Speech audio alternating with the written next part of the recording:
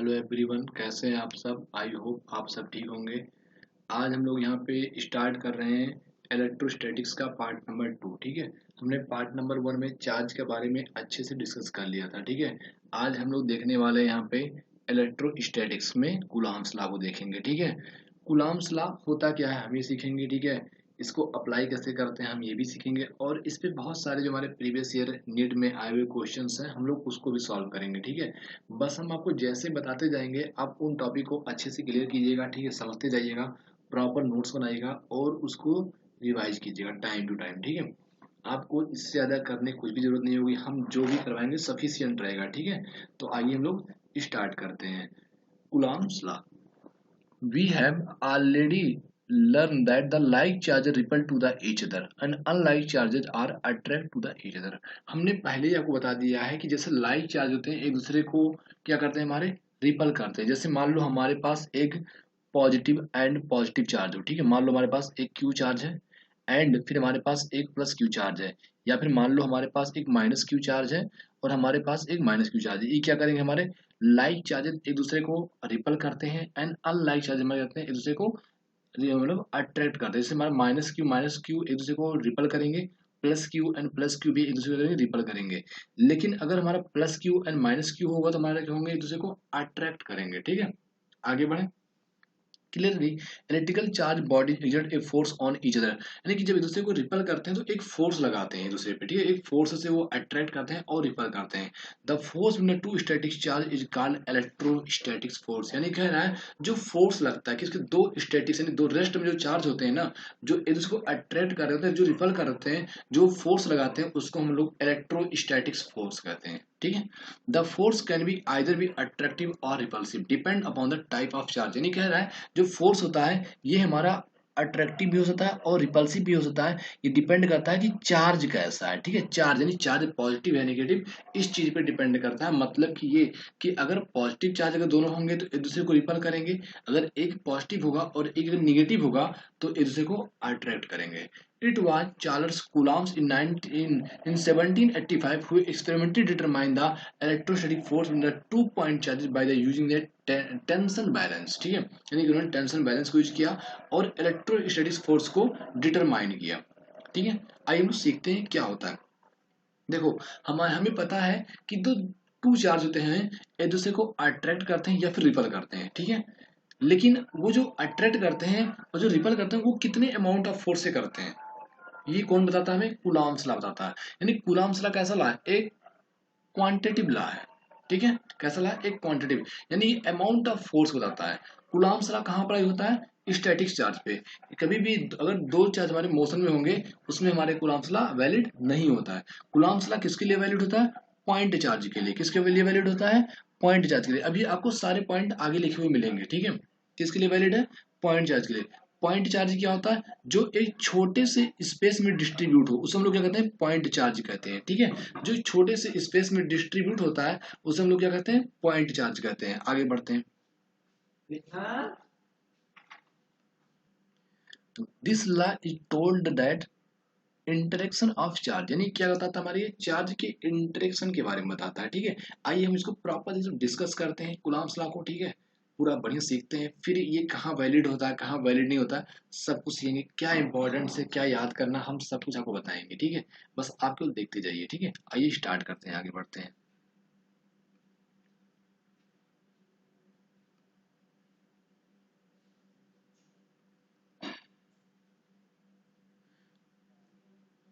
जैसे मान लो कि हमारे पास एक प्लस क्यू चार्ज है। ठीक है, और एक क्या हमारे पास माइनस क्यू चार्ज है। ठीक है, ये मान लो हम हमारे कहाँ रखे हैं, एक दूसरे से पॉइंट चार्ज हमारे ये। ठीक है, प्लस क्यू चार्ज है एक माइनस क्यू चार्ज है, या फिर मान लो हमारे पास दोनों प्लस चार्ज है। आप ऐसे भी कर सकते हो, कोई जरूरी बात नहीं कि आप लाइक चार्जेज होंगे तो क्या करेंगे, एक दूसरे को रिपेल करेंगे, और अनलाइक चार्ज होंगे तो क्या करेंगे, अट्रैक्ट करेंगे। मान लो हमारे पास प्लस एंड प्लस टाइप के टू चार्जेस हमारे पास है। ठीक है, दोनों जगह हमारा वैलिड होता है कूलॉम्स का, ये नहीं कि हमारे लाइक चार्ज के लिए होंगे। ठीक है, हम एक एग्जांपल दे रहे हैं। मान लो हमारे प्लस और प्लस चार्ज है जिनकी बीच की दूरी कितनी है, हमारी आर है। ठीक है, आर कहाँ से मेजर किया, सेंटर टू सेंटर मेजर किया। ठीक है, जैसे मान लो हमारे पास क्या है, टू चार्ज है, ठीक है, चार्ज Q1 एंड Q2 है, ठीक है, जिनके बीच की डिस्टेंस कितनी है, R है, ठीक है। अब आपको पता है टू चार्ज हमारे दोनों क्या है, पॉजिटिव है, ठीक है। अब जैसे जो Q1 Q2 पे फोर्स लगाएगा तो इस साइड में लगेगा हमारा फोर्स, तो क्या हो जाएगा, force on two due to one, ये हो जाएगा हमारा, ठीक है। और इधर क्या हो जाएगा हमारा, force on one due to two हो जाएगा, ठीक है।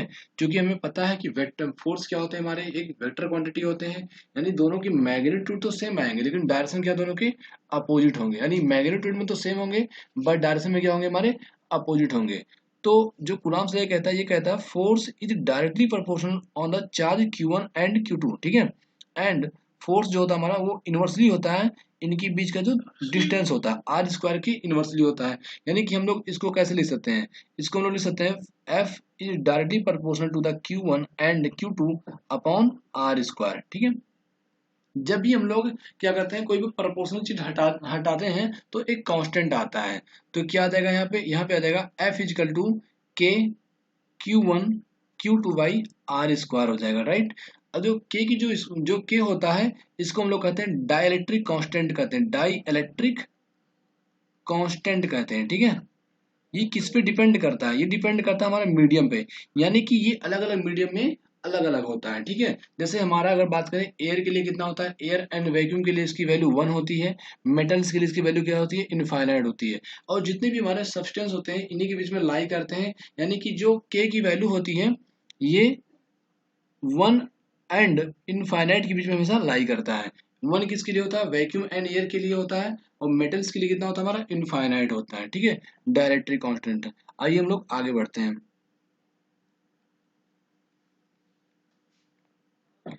जो डायरेक्ट्रिक कांस्टेंट फॉर अ वैक्यूम 1 होता है, ठीक है, and डायरेक्ट्रिक constant for the metals infinite होता है, ठीक है। डायरेक्ट्रिक constant for any material other than vacuum and conductor will be is more than 1 but is less than infinite. यानी क्या होता है, इनकी जो वैल्यू होती है ये मोर देन 1 होती है बट लेस देन क्या होती है, इनफाइनाइट होती है, ठीक है। आगे बढ़ते हैं हम लोग, ठीक है। तो हमने ये देख लिया कि force is directly proportional to the Q1 and Q2 होता है, ठीक है, एंड इनवर्सली होता है किसके, 1 अपॉन आर स्क्वायर के होता है, यानी एफ डायरेक्टली प्रोपोर्शनल हो जाएगा हमारा Q1 Q2 upon are square के। प्रोपोर्शनलिटी हटाएंगे तो एक कांस्टेंट आएगा जो डायरेक्ट्रिक कांस्टेंट होगा। डायरेक्ट्रिक कांस्टेंट जो होता है वैक्यूम के लिए कितना होता है, 1 होता है, एयर के लिए भी कितना होता है, 1 होता है, मेटल्स के लिए हमारा इनफाइनाइट होता है, ठीक है। यानी डायरेक्ट्रिक कांस्टेंट किस पे डिपेंड करता है, तो बोला कि ये डिपेंड करता है हमारा मीडियम पे, ठीक है। कांस्टेंट तो होता है लेकिन हमारा किस पे डिपेंड करता है, मीडियम पे, यानी कि ये अलग अलग मीडियम के लिए क्या होता है, अलग अलग होता है, राइट ना। आगे बढ़ते हैं। फिर उन्होंने बताया था कि जो फोर्स लगता है ना, force on two due to first, ये हो जाएगा force on first due to two हो जाएगा हमारा, ठीक है, ऐसे लिखते हैं, ठीक है। Force on first due to two, force on second due to one, ऐसे लिखते हैं, ठीक है। यह समझ में, ये हमारे क्या, हमारे ये फोर्सेज हैं, देखो ये फोर्स हमारे इक्वल बट अपोजिट है, क्योंकि अभी हम बात करेंगे वेक्टर क्वांटिटी की, ठीक है, इसका वेक्टर फॉर्म भी हम लोग देखेंगे आगे, लेकिन अभी हम लोग ये देख रहे हैं, ठीक है। तो ये जगह force on one due to two था, माइनस जगह force on two due to one हो जाएगा, ठीक है, ये हो जाएगा हमारा। क्यों ऐसा लिखा है, क्योंकि ये मैग्नीट्यूड में तो सेम है बट इनका डायरेक्शन क्या है, अपोजिट है। यानी इसको इस टाइप से भी लिख सकते हैं, force on one due to two, इसका मॉड लगा दें हम लोग, ठीक है, हमने इसका मॉड लगा दिया, और इक्वल टू हो जाएगा force on two due to one, ये मॉड में हो जाएगा, ठीक है, ये इसका मॉड फॉर्म हो जाएगा, ठीक है, ऐसा में। अब हम लोग आगे बढ़ते हैं, ठीक है। और हाँ एक चीज बता दें कि जो फोर्स होता है ना, ये कैसे लगता है, force act always line joining centre of the two charge, यानी कि जो फोर्स होगा ना, हमेशा जो ये जो सेंटर को जो ज्वाइन कर रहा है ना, इसके हमेशा अलोंग लगेगा, यानी कि जैसे ये ज्वाइन कर रहा है तो हमेशा इसके अलोंग रहेगा, ना कि इसके इस साइड। जैसे मान लो अभी इसको हम आगे समझाते हैं, ठीक है, आगे हम लोग देखते हैं नेक्स्ट स्लाइड पे।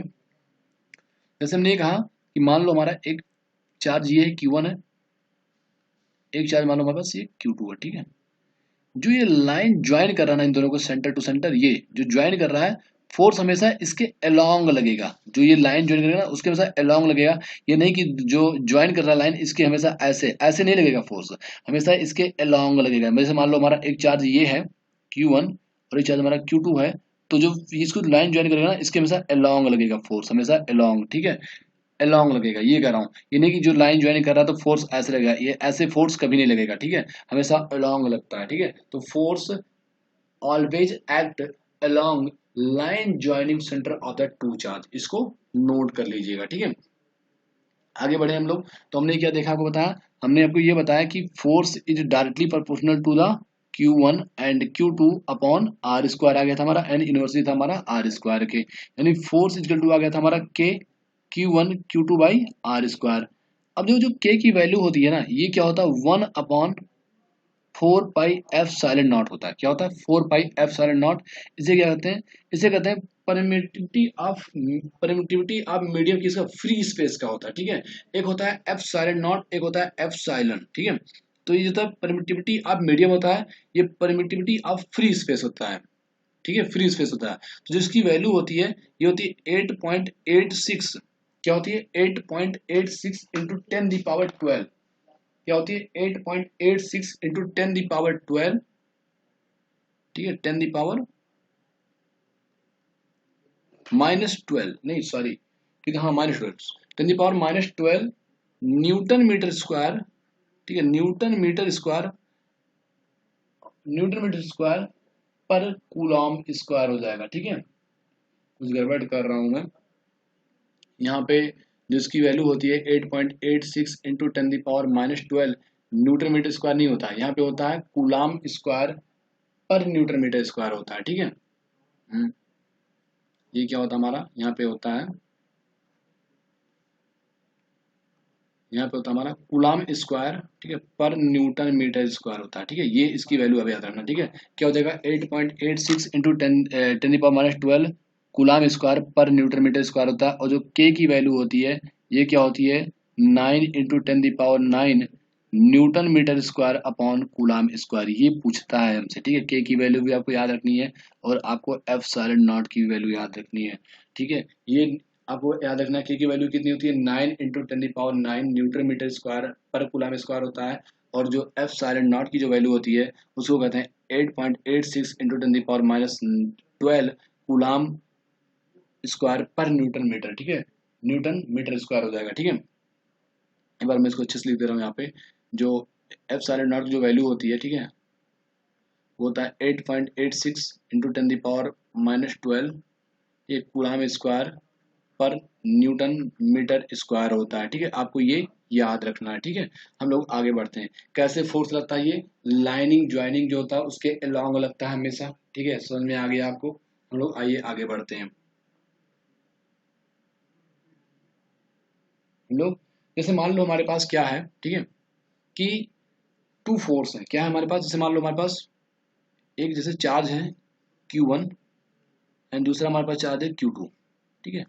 जब इनके बीच में कोई मीडियम प्रेजेंट नहीं है, ठीक है, कोई मीडियम प्रेजेंट नहीं है, यानी के नहीं होगा वहां पे, तो मान लो एयर हमारा है, एयर हो जाएगा, तो हमारा आपको पता है एयर के लिए के की वैल्यू कितनी होती है हमारी, के की वैल्यू हमारे पास कितनी होती है 1 हो जाएगी, ठीक है।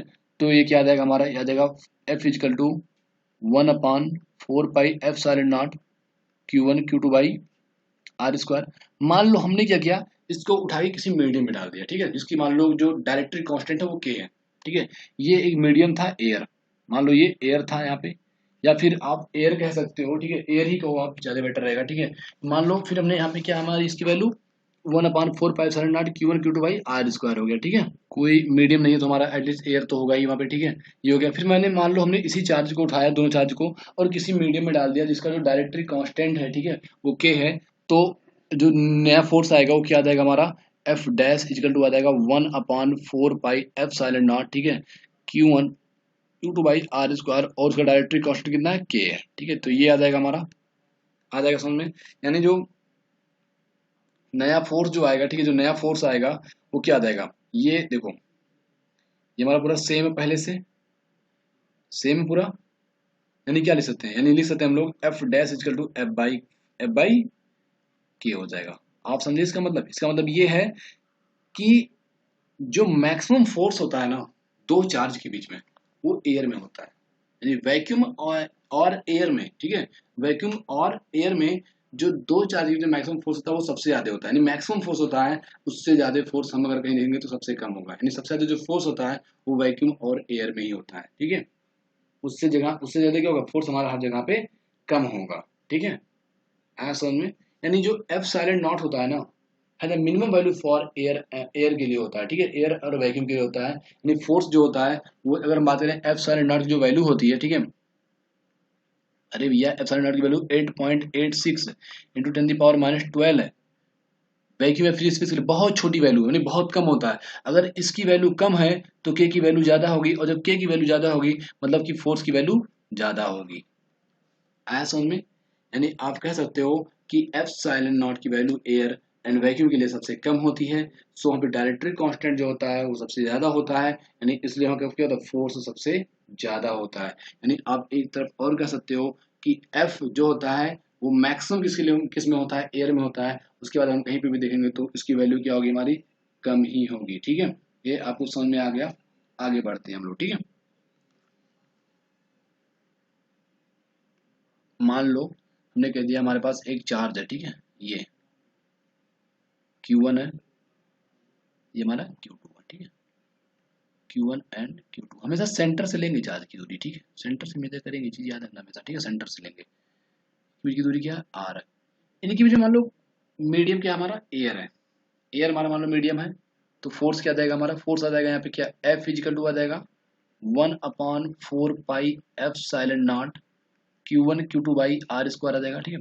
मान लो हमने कोई मीडियम पर मतलब लगा दिया, ठीक है, मीडियम, तो वहां का क्या हो जाएगा वैल्यू, इसकी वैल्यू हो जाएगी हमारी एफ इजिकल टू, मान लो फिर हमने इसी को प्लेस कर दिया अनदर मीडियम में, ठीक है, मान लो फिर हमने यहाँ पे रख दिया मीडियम नंबर 1 यानी एयर था हमारा, ठीक है, एयर था यहाँ पे मान लो हमारा, और मान लो मीडियम नंबर 2 हमारा, मान लो कोई भी मीडियम हमारा है, ठीक है, मीडियम मान लो हमारा है जिसका डायरेक्ट कांस्टेंट के है, ठीक है, और एफ साइलेंट नॉट नहीं होगा, क्यों, क्योंकि वो हमारा फ्री स्पेस के लिए होता है, नहीं हमारा एयर के लिए होता है, यानी एफ साइलेंट नॉट क्यों हो जाएगा, ठीक है, एफ साइलेंट क्यों हो जाएगा, एफ साइलेंट नॉट नहीं होगा, केवल एफ साइलेंट हो जाएगा, ठीक है। तो यहाँ पे जो इसकी वैल्यू आ जाएगी वो क्या क्या आ जाएगा हमारा एफ डैश इक्वल टू आ जाएगा 1/4 pi epsilon Q1 Q2 by are square, ये आ जाएगा। अब देखो जब ये हमारा आ गया, अब क्या करेंगे हम लोग, देखो जब इसको हम लोग करेंगे तो ये हमारा क्या आ जाएगा, ये आ जाएगा एफ डैश, अब मान लो हम इसको डिवाइड कर दे रहे हैं तो क्या आ जाएगा हमारा, ये आ जाएगा F dash upon F, F dash upon F सब कट जाएगा, क्या आ जाएगा हमारा epsilon naught upon epsilon आ जाएगा इक्वल टू 1/, क्या आ जाएगा, आ रहा समझ में कि नहीं आ रहा समझ में? ये देखो, ये मान लो हमारा, इसको जब डिवाइड करोगे, ठीक है, डिवाइड करोगे तो 1/, देखो 1/4 पाई एफ साइलेंट अपॉन आ जाएगा हमारा क्या, 1/4 पाई एफ साइलेंट, ठीक है, एफ साइलेंट नॉट आ जाएगा। अब इसको जब तुम काटोगे तो क्या आ जाएगा हमारा, यहाँ पे ये आ जाएगा हमारा 1/4 pi epsilon into 4 pi epsilon naught upon क्या आ जाएगा हमारा, यहाँ पे ये आ जाएगा हमारा 1, ठीक है, तो ये इससे कट जाएगा, ये इससे कट जाएगा, तो ये हमारा ये आ गया। अब देखो के की वैल्यू क्या आ जाएगी, के की वैल्यू यहाँ से आ जाएगी, अगर हम निकालेंगे तो आ जाएगा epsilon upon epsilon naught आ जाएगा, ठीक है। ये बहुत ही इंपॉर्टेंट हमारा फार्मूला है, इसको याद कर लेना। यानी के इक्वल टू क्या होता है, एफ साइलेंट बटे F silent not. F silent जो होता है वो होता है permittivity of the medium, and F silent जो होता है वो होता है permittivity of the free space होता है। इस पे क्वेश्चन हमारा नीट में आ चुका है, इसी फार्मूले पे हमारा क्वेश्चन आया हुआ है, ठीक है, ये चीज आपको याद रखना है। के क्या होता है, डायरेक्ट्रिक कांस्टेंट होता है, ठीक है। एप्सिलॉन नॉट क्या होता है हमारा, परमिटिविटी टू द मीडियम होता है, और के क्या होता है हमारा, के होता है हमारा डायरेक्ट्रिक कांस्टेंट हो गया। एक बार हमको पूरा समरी कर देते हैं इसको, ठीक है, पूरा छोटे से पार्ट में, आइए फार्मूला को बता देते हैं।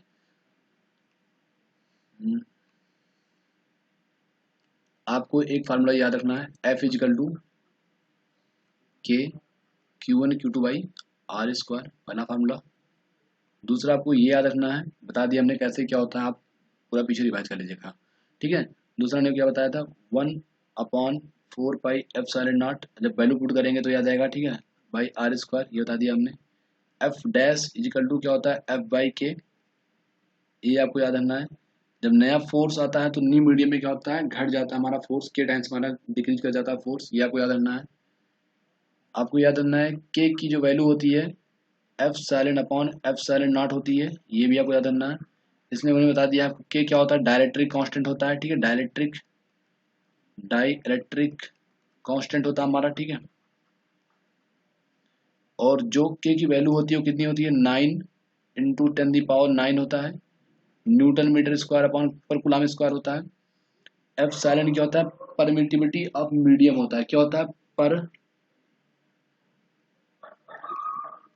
परमिटिविटी ऑफ मीडियम, ठीक है, परमिटिविटी ऑफ मीडियम होता है, ठीक है, ठीक है।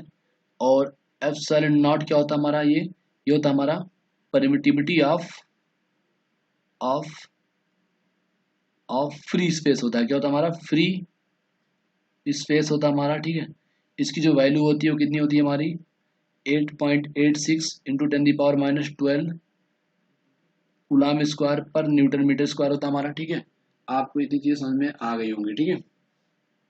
कूलाम स्क्वायर पर न्यूटन मीटर स्क्वायर होता है, ठीक है। आगे बढ़े हम लोग। आइए हम लोग अब यहाँ पे देखते हैं coulombs law is the quantitative law, मतलब ये क्वांटिटी को बताता है कितना अमाउंट ऑफ फोर्स लग रहा है, ठीक है। This law is applicable only the point charge, मतलब कि ये केवल हमारे पॉइंट चार्ज के लिए मतलब वैलिड होता है, मतलब डिस्ट्रीब्यूशन ऑफ चार्ज के लिए वैलिड नहीं होता है। जैसे मान लो अगर किसी कंडक्टर पे चार्ज डिस्ट्रीब्यूट हो उसके लिए वैलिड नहीं होता है, ठीक है। ये केवल पॉइंट चार्ज के लिए वैलिड होता है, ठीक है। पॉइंट जैसे छोटे से इसमें बिखरा हो, ठीक है, पॉइंट चार्ज के लिए। जैसे मान लो हमारे पास एक 1 मीटर का स्फीयर है, ठीक है, मतलब 2 स्फीयर हमारे पास 1 1 मीटर के हैं, लेकिन मान लो एक हमारा दिल्ली में रखा गया हो और एक मुंबई में, ठीक है। तो क्या है, एक दूसरे को अगर हम देखेंगे तो क्या लगेगा, एक दूसरे के लिए वो पॉइंट चार्ज रहेंगे, यानी डिपेंड करता है उनकी बीच की दूरी कितनी है, ठीक है, वो डिपेंड करता है। This lie give the value of electrostatics force in the 2 point charge, यानी कितना फोर्स लग रहा है उनके बीच में, उसकी वैल्यू बताता है हमें, ठीक है। Force act along line joining centre अगर टू चार्ज, यानी क्या कर रहा है, जो फोर्स होता है वो लाइन ज्वाइनिंग सेंटर के हमेशा अलॉन्ग लगता है, ठीक है। Coulomb's law is not a universal law, ये यूनिवर्सल लॉ नहीं होता है। क्यों? क्योंकि ये केवल इसके लिए कुछ कंडीशन है, जैसे कि ये केवल वैलिड है स्टैटिक चार्ज के मतलब पे, क्यों? जैसे कि वो जब चार्ज जो रेस्ट पे होगा तभी ये लॉ वैलिड है, ठीक है। Is obey the action reaction law को ओबे करता है। Electrostatic force is the conservative force, यानी कह रहा है कि जो इलेक्ट्रोस्टैटिक फोर्स होता है वो कैसा फोर्स है? ये कंजर्वेटिव फोर्स होता है।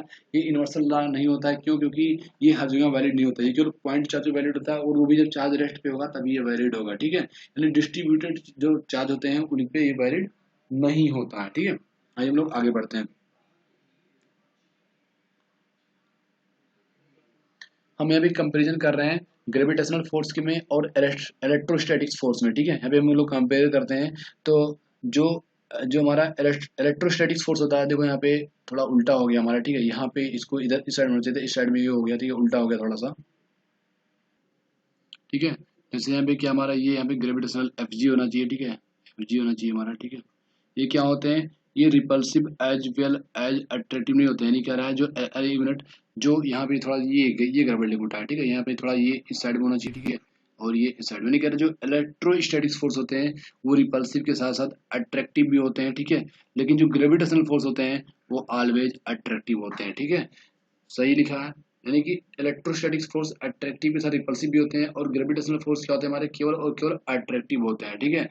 इलेक्ट्रोस्टैटिक्स फोर्स जो होता है हमारा, ये डिपेंड करता है अपॉन मीडियम पे, लेकिन ग्रेविटेशनल जो फोर्स होता है वो मीडियम पे डिपेंड नहीं करता है, ठीक है। ये चीज याद रखना, यानी इलेक्ट्रोस्टैटिक्स फोर्स हमारा मीडियम पे डिपेंड करता है, लेकिन ग्रेविटेशनल फोर्स हमारा मीडियम पे डिपेंड नहीं करता है।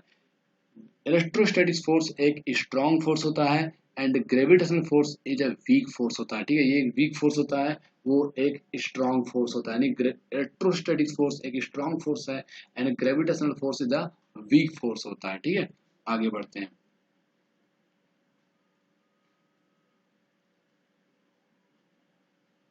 Discussion of the dimension. हम लोग डायमेंशन बेसिकली हमारे पूछता है, हमारे क्वेश्चंस भी हमारे आते हैं, ठीक है। डायमेंशन हमारे क्वेश्चंस आते भी नीट में, ठीक है। और हम लोग जब क्लास 11th में टॉपिक कर रहे होंगे वेक्टर को, तो वहाँ पे हम लोग यूनिट एंड डायमेंशन को भी आगे चल के हम लोग चैप्टर में बात करेंगे यूनिट एंड डायमेंशन पे। यहाँ पे हम थोड़ा सा डिस्कस कर लेते हैं, ठीक है। डायमेंशन के बारे में थोड़ा डिस्कस कर लेते हैं। जैसे फोर्स का डायमेंशन लोग देख लेते हैं क्या होता है, ठीक है। और चार्ज का क्या होता है हम लोग देख लेते हैं यहाँ पे डायमेंशन, ठीक है। और उसके बाद के के का डायमेंशन क्या होता है हम लोग ये भी देख लेते हैं। और उसके साथ हम लोग एफ साइलेंट नॉट का भी डायमेंशन देख लेते हैं, ठीक है, क्या होता है। ये तीन चीजें यहाँ पे देख लेते हैं, फिर हम जब क्लास 11 में चलेंगे तो वहाँ पे हम बहुत अच्छे से चीजों को देखेंगे, ठीक है। देखो जब भी मास को हम लोग रिप्रेजेंट करते हैं ना डायमेंशन में, तो हमेशा एम से करते हैं रिप्रेजेंट, लेंथ को हमेशा एल से रिप्रेजेंट करते हैं, ठीक है, ये चीज याद रखना। टाइम को हमेशा टी से रिप्रेजेंट करते हैं, ठीक है।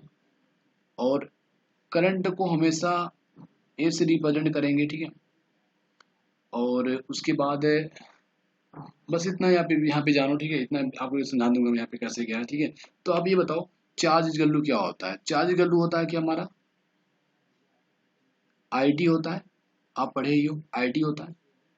यानी हमने बताया क्या, चार्ज आई क्या होता है, करंट को क्या लिखते हैं, ए लिखते हैं, ए हो जाएगा, और टाइम को क्या लिखते हैं हम लोग, टी लिखते हैं, टी। यानी कि जो क्यू का होता है ना डायमेंशन, वो क्या होता है, एटी होता है। यानी चार्ज का डायमेंशन क्या होता है, एटी होता है, ये याद रखना, ठीक है। चार्ज का डायमेंशन क्या होता है, एटी होता है। पहला पॉइंट क्लियर हो गया। दूसरा बढ़ते हम लोग फोर्स की तरफ। फोर्स जिसे हमने पढ़ा है, फोर्स इक्वल टू, हमने एक चीज नॉर्मली पढ़ा हुआ है, फोर्स इक्वल टू क्या होता है हमारा, एफ ए होता है। एफ इक्वल टू क्या होता है, एम ए होता है। हमने पहले बताया कि मास को क्या लिखते हैं हम लोग सर जी, मास को हम लोग लिखते हैं एम ए। ए क्या हमारा, एक्सीलरेशन होता है। हम लोग अब क्लास 11 से इसको रिलेट करके बता रहे हैं, ठीक है, पढ़े होंगे, F equal to M A आप जानते ही होंगे, ठीक है। क्या होता है, force equal to M A होता है। तो जब फोर्स कोई भी हो, चाहे इलेक्ट्रोस्टैटिक फोर्स हो, चाहे ग्रेविटेशनल फोर्स हो, चाहे सेंट्रीपिटल मतलब फोर्स हो, कोई भी फोर्स हो, फोर्स का डायमेंशन क्या होगा, हमेशा सेम होगा, ठीक है। तो क्या हो जाएगा हमारा यहाँ पे, F equal to M A. A क्या होता है हमारा, ए होता है हमारा एक्सीलरेशन। एक्सीलरेशन क्या होता है, change in velocity upon time. क्या होता है, change in velocity upon time होता है, ठीक है। अब वेलोसिटी क्या होता है, डिस्प्लेसमेंट अपॉन टाइम होता है, ठीक है। वेलोसिटी क्या होता है हमारा, डिस्प्लेसमेंट अपॉन टाइम होता है, ठीक है। डिस्प्लेसमेंट क्या होता है, एल ही होगा, तो हो जाएगा एल, एल अपॉन टी। यानी वेलोसिटी का डायमेंशन क्या होता है, L T power minus one. Velocity dimension क्या होता है, L T power minus one हो जाएगा। अब जो चेंज इन वेलोसिटी है यहाँ पे, यानी यहाँ पे लिखेंगे L T power minus one हो जाएगा हमारा, अपॉन, अपॉन क्या हो जाएगा हमारा, टी।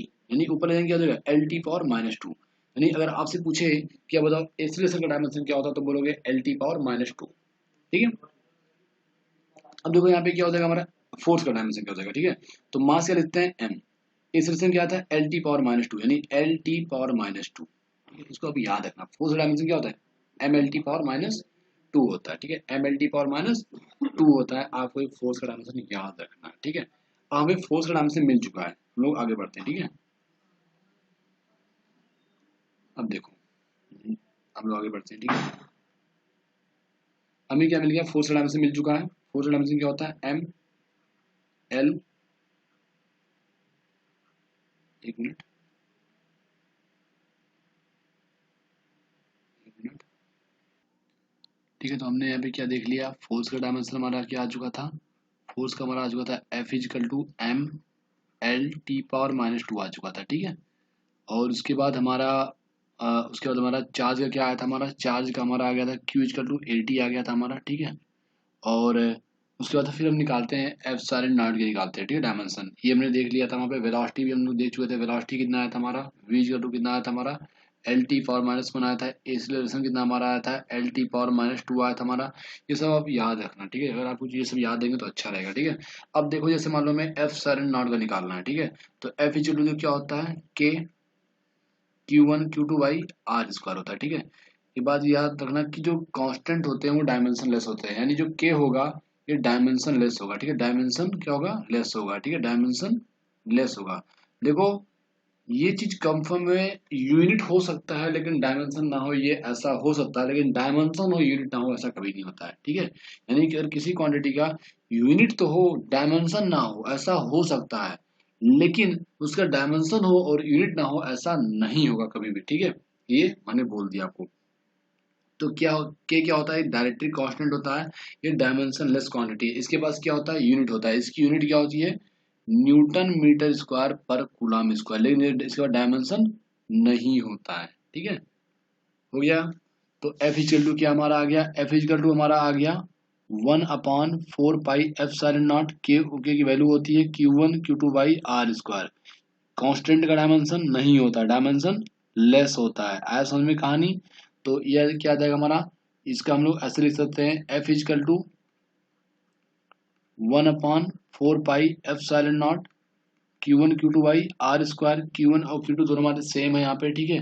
तो एफ की हमारी डायमेंशन देखो, यहाँ से मैंने इसको इस साइड भेज दें, और ये देखो फोर पाई की हमारे दोनों, फोर भी कांस्टेंट है पाई भी कांस्टेंट, डायमेंशन लेस हो जाएंगे हमारे। यानी epsilon naught equal to हो जाएगा Q one Q two by F R square लिख सकते हैं। हमने कांस्टेंट को हटा दिया क्योंकि कांस्टेंट डायमेंशन लेस होते हैं, तो उसको लिखने का कोई मतलब नहीं है, ठीक है। तो Q1 Q2 दोनों माने सेम है, यानी इसको लिख सकते हो आप 80 ब्रैकेट में इंटू 80 लिख सकते हो, ठीक है। अपॉन क्या आ जाएगा हमारा 4 से क्या होता है M L T power minus 2 होता था इंटू आर। क्या आर एक डिस्टेंस होता है, डिस्टेंस का डायमेंशन क्या होता है एल होता है, यानी एल का स्क्वायर कर दोगे यहाँ पे, ठीक है, यानी आ जाएगा ए स्क्वायर टी स्क्वायर, आ जाएगा A square T square upon क्या आ जाएगा M L cube T power minus 2 आ जाएगा। इसको ऊपर भेजेंगे क्या आ जाएगा एम पावर माइनस 1 आ जाएगा, एल माइनस 3 आ जाएगा, ठीक है, ए स्क्वायर आ जाएगा एन टी पावर 4 आ जाएगा, ठीक है, ये इसका डायमेंशन हो गया। यानी अगर आपसे पूछेगा कि एफ साइलेंट नॉट का बताओ डायमेंशन कितना होता है, तो M power minus 1 L power minus minus 3 A square T power 4। ये क्वेश्चन बहुत आया हुआ, बोर्ड एग्जाम में बहुत पूछा हुआ है, और हमारे प्रीवियस ईयर्स मतलब हमारे नीट वगैरह में भी हमारे इस ये क्वेश्चंस आए हुए हैं, ठीक है। तो ये ऐसे डायमेंशन किसी का भी निकालना बड़ा सिंपल होता है, ठीक है, तो निकाल सकते हैं। नहीं ये क्वेश्चन आप तैयार कर लेना इसको, ठीक है, ये बोर्ड एग्जाम में भी हमारा आता है, इंपॉर्टेंट है ये, ठीक है। आगे बढ़ते हैं।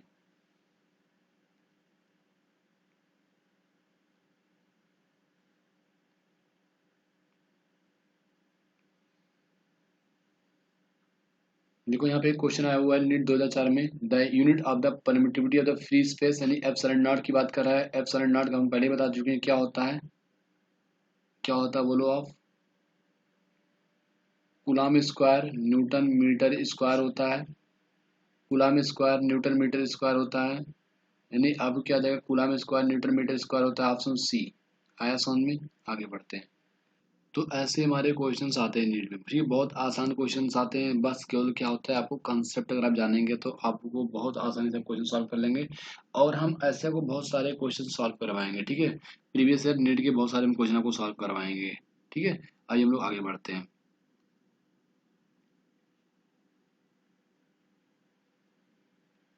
जैसे देखो हमारे पास ये एक क्वेश्चन से बहुत बढ़िया क्वेश्चन हमारे पास, ठीक है, इसको हम लोग सॉल्व करते हैं, ठीक है। देखो क्या कह रहा है, कह रहा है 2 point charges A and B, ठीक है, 2 पॉइंट चार्ज हमारा है, मैंने बताया था कूलम्ब लॉ किसके लिए वैलिड होता है, पॉइंट चार्ज के लिए, आया समझ में। 2 point charges A and B having the charge Q and minus Q respectively are placed at a certain distance apart, यानी कह रहा है, ठीक है, and them force activate in them F, यानी कह रहा है 2 चार्ज हमारे पास है, ठीक है, मान लो हमारे पास एक चार्ज ए है, एक चार्ज बी है, ठीक है, एक चार्ज हमारे पास क्या था ए था, एक चार्ज हमारे पास क्या था बी था, ठीक है। एक पे चार्ज हमारा क्या है प्लस क्यू है, एक पे हमारा माइनस चार्ज माइनस क्यू है, ठीक है, जिनको सर्टेन डिस्टेंस पे रखा गया है, मान लो डिस्टेंस कितनी है आर है, सेंटर से सेंटर मेजर करना है हमें, ठीक है, एंड उनकी भी जो फोर्स लग रहा है ना वो एफ लग रहा है, कितना लग रहा है एफ, यानी एफ की वैल्यू कितनी आएगी, एफ की वैल्यू यहाँ से आ जाएगी के, के आ जाएगा Q into minus Q upon क्या आ जाएगा आर स्क्वायर आ जाएगा, यानी क्या आ जाएगा, याद आएगा यहाँ पे minus K Q square upon are square, पहला मिल गया केस। फिर कह रहा है if the 25% of charge A is transfer to the B, यानी कह रहा है अगर ए से 25% चार्ज बी में ट्रांसफर कर दें then force between charge becomes, यानी कह रहा है कितना फोर्स हो जाएगा उनके बीच में, पहले फोर्स कितना आया था F minus K Q square by are square आया था, ठीक है।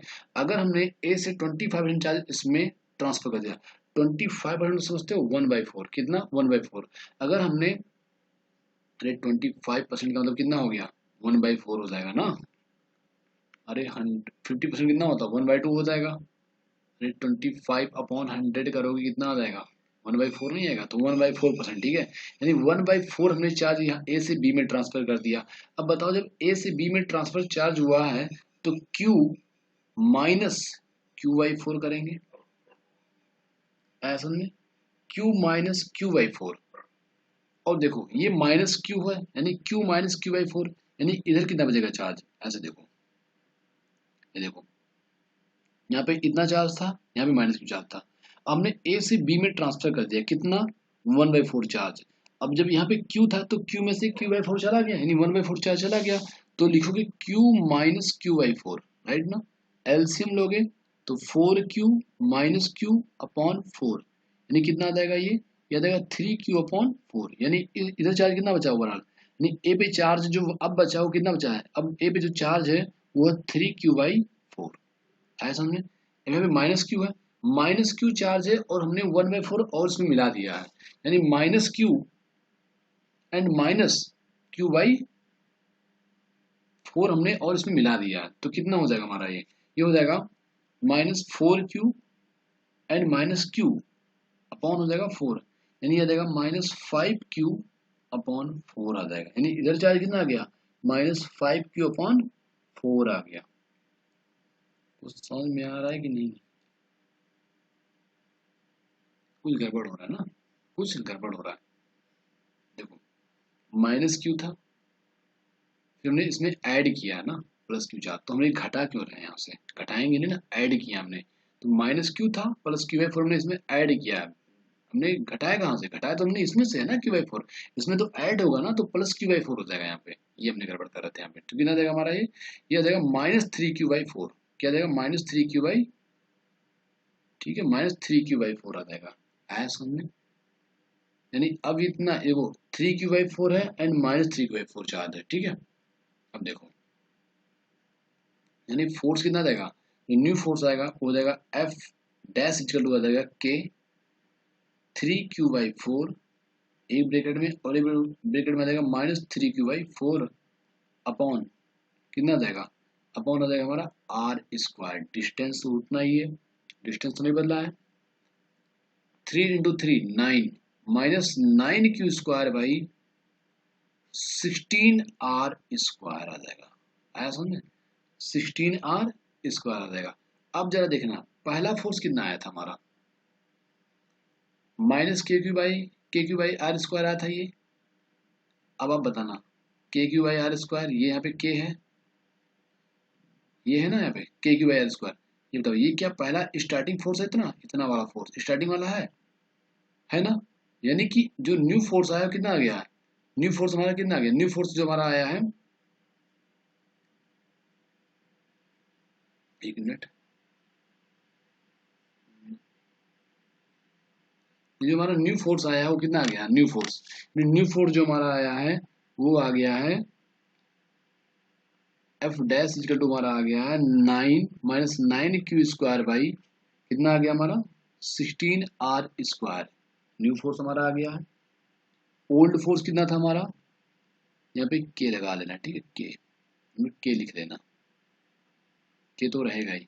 ये क्या था हमारा, यहाँ पे ये जो हमारा ओल्ड फोर्स हमारा कितना था, के q²/r² था, माइनस आ गया था, ठीक है।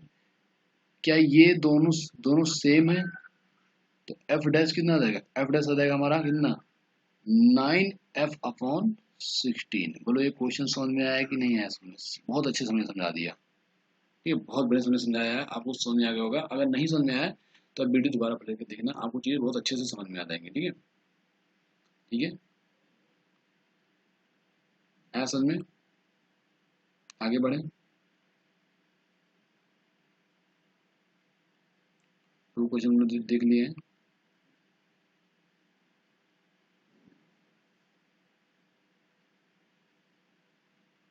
एक क्वेश्चन हमारे पास क्वेश्चन नंबर 3 है, ठीक है।